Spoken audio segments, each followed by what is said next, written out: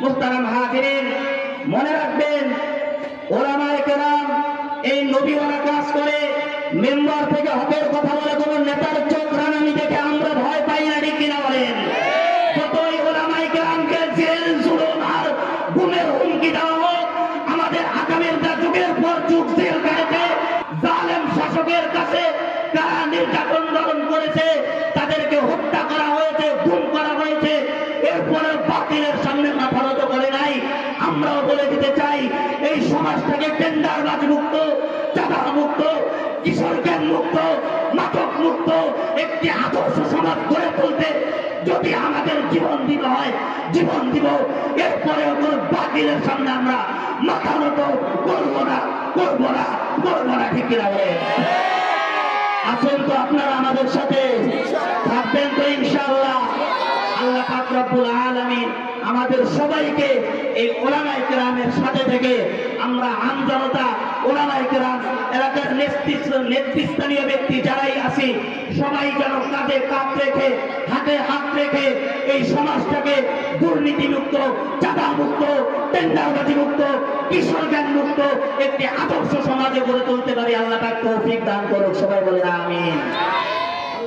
প্রিয় ভাইরা আমার, আপনাদের সামনে আমি কোরআনুল কারীমে সূরাতুল জুমার 2 নম্বর আয়াত আমি তেলাওয়াত করেছি। এই আয়াতকে সামনে রেখে আপনাদের সামনে আমি যে বিষয়টা নিয়ে আলোচনা করব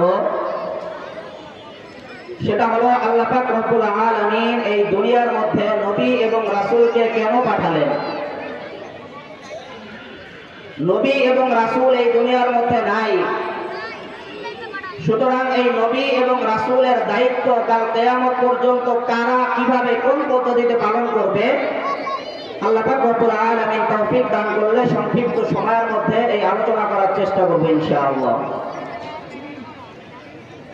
সম্মানিত উপস্থিতি, আল্লাহ পাক রব্বুল আলামিন বিশ্বনবী মুহাম্মদুর রাসূলুল্লাহ সাল্লাল্লাহু আলাইহি ওয়াসাল্লামকে এই দুনিয়ার মধ্যে কেন পাঠালেন, সূরাতুল জুমার 2 নম্বর আয়াতের মধ্যে আল্লাহ পাক রব্বুল আলামিন বলেন, হুয়াল্লাযী বা'আসা ফিল উম্মিয়িনা রাসূলান মিনহুম ইয়াতলু আলাইহিম আয়াতিহি ওয়া ইউযাক্কিহিম ওয়া ইউআল্লিমুহুমুল কিতাবা ওয়াল হিকমাহ ওয়া ইন কানূ মিন ক্বাবলু লাফী যালালিন মুবিন। আল্লাহ পাক রব্বুল আলামিন বলেন, আমি উম্মীদের মধ্য থেকে একজন নবী এই দুনিয়ার মধ্যে প্রেরণ করলাম। যেই নবীর প্রধান দায়িত্ব হবে 4টা। 1 নাম্বার আল্লাহ পাক বলেন, ইয়াতলু আলাইহিম আয়াতি, পয়গম্বর মানুষদেরকে তার কোরআন তেলাওয়াত করে শোনাবেন। ওয়া ইউযাক্কিহিম, 2 নাম্বার নবীর দায়িত্ব হলো নবী মানুষদের আত্মশুদ্ধি করবে। 3 নাম্বার আল্লাহ পাক রব্বুল আলামিন বলতেছেন, ওয়া ইউআল্লিমুহুমুল কিতাবা ওয়াল হিকমাহ।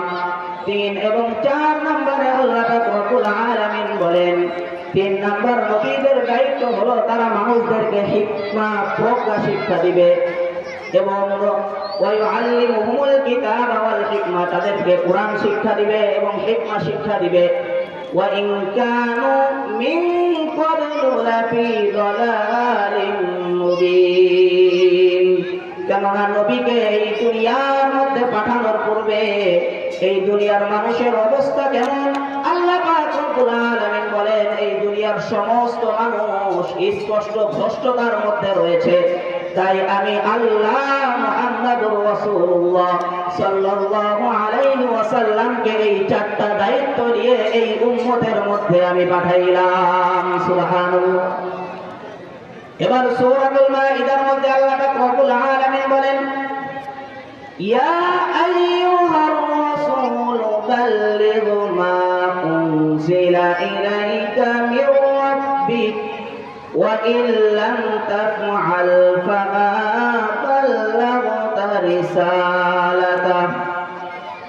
পাক রব্বুল আলামিন বলেন, হে পয়গম্বর, বাল্লিগ মা উনজিলা ইলাইকা মির রাব্বিক, আমি আল্লাহ আপনাকে যেই দায়িত্ব দিয়ে দুনিয়ার মধ্যে প্রেরণ করলাম, আপনি আপনার এই দায়িত্ব মানুষের কাছে পৌঁছায় দেন। আপনার দায়িত্ব আপনি সুন্দরভাবে পালন করেন। ওয়া ইল্লাম তাফআল ফামা বাল্লাগতা রিসালাতা, আর আপনি যদি আপনার এই দায়িত্ব সুন্দরভাবে পালন না করেন, তাহলে আমি আল্লাহ যে রিসালাতের দায়িত্ব দিয়ে আপনাকে পাঠাইলাম, সেই রিসালাতের দায়িত্ব আপনি পালন করতে পারলেন না। মুহাম্মদুর রাসূলুল্লাহ সাল্লাল্লাহু আলাইহি ওয়াসাল্লামের উপর যখন এই আয়াত নাযিল হয়, বিশ্ব নবী মুহাম্মদুর রাসূলুল্লাহ সাল্লাল্লাহু আলাইহি ওয়াসাল্লাম তিনি গোপনে গোপনে ইসলামের দাওয়াত দেওয়া শুরু করে দিলেন। সংক্ষিপ্তভাবে বলবো, তার নবুয়তের প্রথম 3 বছর গোপনে দাওয়াত দেওয়ার পর 30 জন মানুষ ইসলাম গ্রহণ করে। এবার আল্লাহ পাক রব্বুল আলামিন কোরআনুল কারীমে সূরাতুশ শুআরার 214 নম্বর আয়াত নাযিল করেন, ওয়া আনযির আশীরাতাকাল আকরাবিন। এবার আল্লাহ পাক রব্বুল আলামিন বলেন, নবী আমার, সর্বপ্রথম আপনি দাওয়াতের দায়িত্ব পালন করবেন আপনার নিকট আত্মীয়দের মধ্যে। সুতরাং আপনি আপনার নিকট আত্মীয়দেরকে দাওয়াত দেওয়া শুরু করে দেন। বিশ্বনবী মুহাম্মদুর রাসূলুল্লাহ সাল্লাল্লাহু আলাইহি ওয়াসাল্লাম যখন আল্লাহর পক্ষ থেকে এই ঘোষণা পেলেন, বিশ্বনবী মুহাম্মদুর রাসূলুল্লাহ সাল্লাল্লাহু আলাইহি ওয়াসাল্লাম মক্কা সেই সাফা পাহাড়ের মধ্যে চলে গেলেন। মক্কার সাফা পাহাড়ে যাওয়ার পর আল্লাহর নবী সাল্লাল্লাহু আলাইহি ওয়াসাল্লাম, বর্তমানে তো আমরা মাইকের মাধ্যমে মানুষকে আহ্বান করে থাকি, মাইকের মাধ্যমে আযান হয়, কিন্তু আল্লাহর নবী সাল্লাল্লাহু আলাইহি ওয়াসাল্লামের সময় তো মাইক ছিল না। মানুষ যদি বিশেষ কোনো ঘোষণা দিত, তাহলে ওই পাহাড়ের মধ্যে গিয়ে মানুষদেরকে একত্রিত করে ঘোষণা দিত। আল্লাহর নবী সাল্লাল্লাহু আলাইহি ওয়াসাল্লাম পাহাড়ে চলে গেলেন। সাফা পাহাড়ে যাওয়ার পর নবীজি সাল্লাল্লাহু আলাইহি ওয়াসাল্লাম আরবের বিভিন্ন গোত্রের নাম ধরে ধরে ডাকতে লাগলেন যে তোমরা আসো। সবাই যখন সেই পাহাড়ের কাছে একত্রিত হলো, আল্লাহর নবী সাল্লাল্লাহু আলাইহি ওয়াসাল্লাম এবার সবাইকে উদ্দেশ্য করে বললেন, আচ্ছা আমি মুহাম্মদুর রাসূলুল্লাহ যদি তোমাদেরকে বলি এই পাহাড়ের পিছনে শত্রু বাহিনী অবস্থান করতেছে, আর কিছুক্ষণ পরেই তোমাদের উপর আক্রমণ করবে, তাহলে তোমরা কি আমার এই সংবাদকে বিশ্বাস করবে? তখন আরবের সকল মানুষ এক বাক্যে বলে উঠল যে আমরা মুহাম্মদুর রাসূলুল্লাহ আপনার সংবাদকে আমরা সত্য মনে করি, বলেন সুবহানাল্লাহ। এবার আল্লাহর নবী সাল্লাল্লাহু আলাইহি ওয়াসাল্লাম বললেন, ও আরবের মানুষ, তাহলে শুনে রাখো, আমি মুহাম্মদুর রাসূলুল্লাহ তোমাদেরকে এমন এক আযাব সম্পর্কে সতর্ক করতেছি, যদি তোমরা এই আরবের মূর্তি পূজা ছেড়ে না দাও এবং এক আল্লাহর ইবাদত না করো, আমি মুহাম্মদুর রাসূলুল্লাহকে তোমরা রাসূল হিসেবে স্বীকৃতি না দাও, তাহলে তোমরা আল্লাহ পাক রব্বুল আলামিনের এক ভয়াবহ আযাবের অপেক্ষা করতে থাকো। আরবের লোকেরা যখন এই কথা মুহাম্মদুর রাসূলুল্লাহ সাল্লাল্লাহু আলাইহি ওয়াসাল্লামকে বলল, এমন মুহূর্তে মুসলমানদের দুশমন, ইসলামের দুশমন আবু লাহাব সে দাঁড়িয়ে গিয়ে হাত উঁচু করে মুহাম্মদুর রাসূলুল্লাহ সাল্লাল্লাহু আলাইহি ওয়াসাল্লামকে বলল, তাব্বান লাকা ইয়া মুহাম্মদ আলি হাদা জামাআতানা, হে মুহাম্মদ তোমার 2 হাত ধ্বংস হয়ে যাক, নাউযুবিল্লাহ বলেন। এই কারণেই কি তুমি আমাদেরকে একত্রিত করেছো?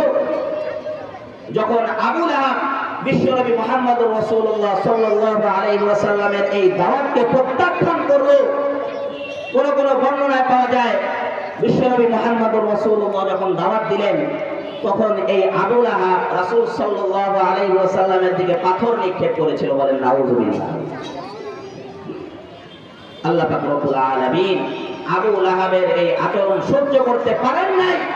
আল্লাহ পাক সাথে সাথে কোরআনুল কারীমের একটি সূরা নাযিল করে জানায় দিলেন, তাব্বাত ইয়াদা আবি লাহাবিন ওয়া তাব মা আগনা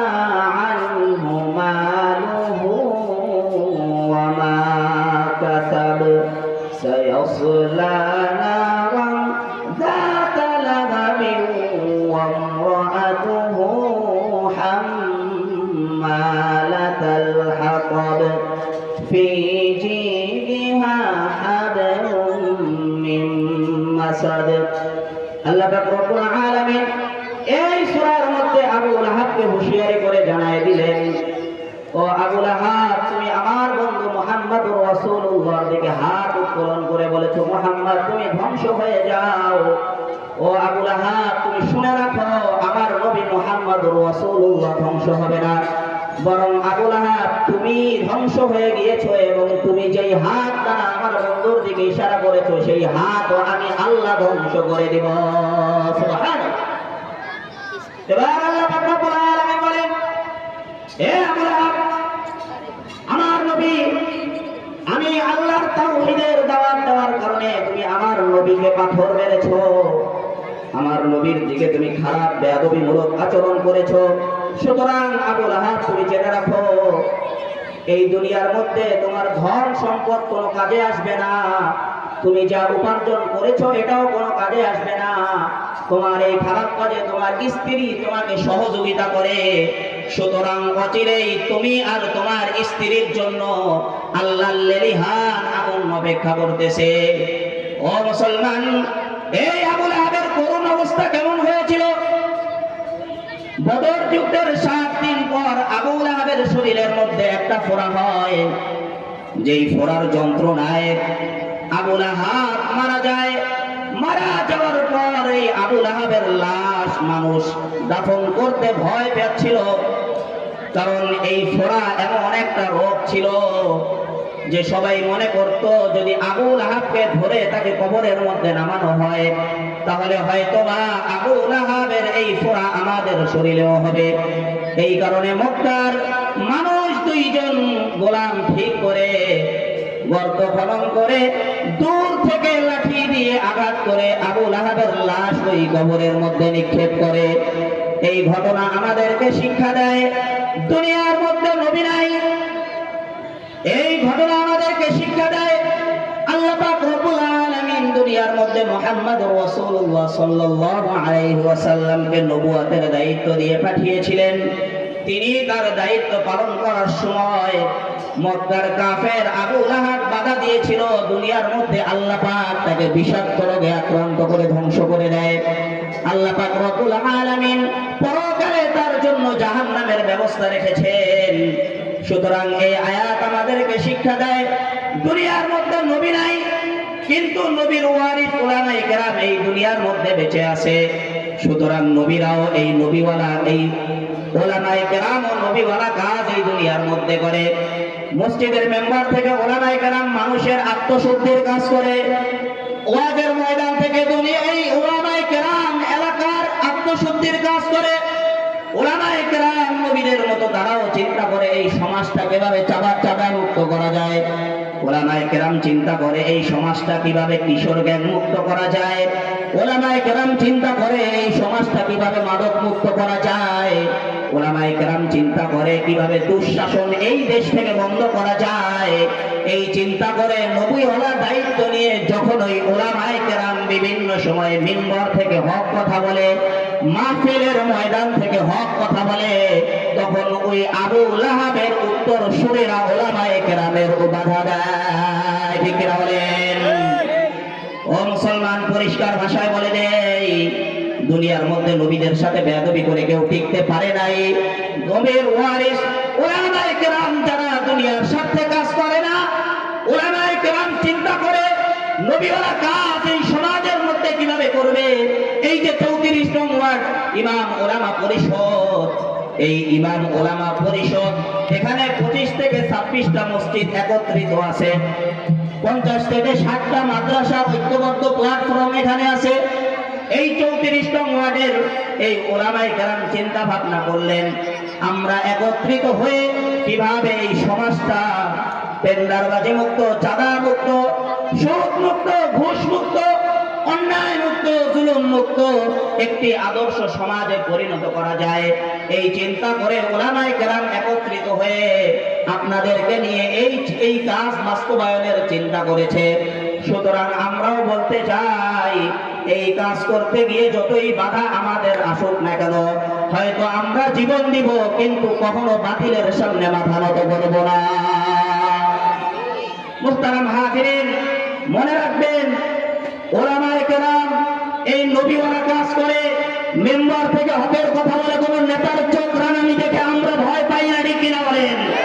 যতই ওলামায়ে কেরামকে জেল জুলুম আর গুমের হুমকি দেওয়া হোক, আমাদের আগামীর যুগের পর যুগ জেল কেটেছে, তারা জালেম শাসকের কাছে তারা নির্যাতন গ্রহণ করেছে, তাদেরকে হত্যা করা হয়েছে, গুম করা হয়েছে, এরপরে বাতিলের সামনে মাথা নত করে নাই।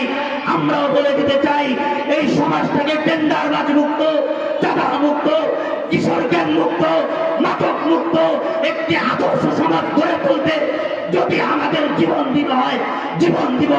এরপরেও কোন বাতিলের সামনে আমরা মাথা নত করবো না, করবো না, করবো না, ঠিক কিনা বলেন? আছেন তো আপনারা আমাদের সাথে? থাকবেন তো ইনশাআল্লাহ?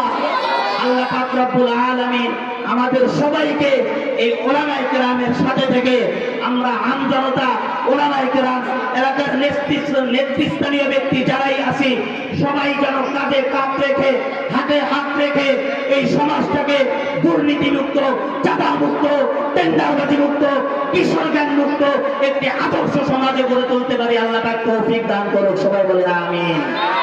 আল্লাহ পাক রব্বুল আলামিন আমাদের এই ভালো কাজে সকলকে অংশগ্রহণ করার তৌফিক দান করুক, সবাই বলেন আমিন।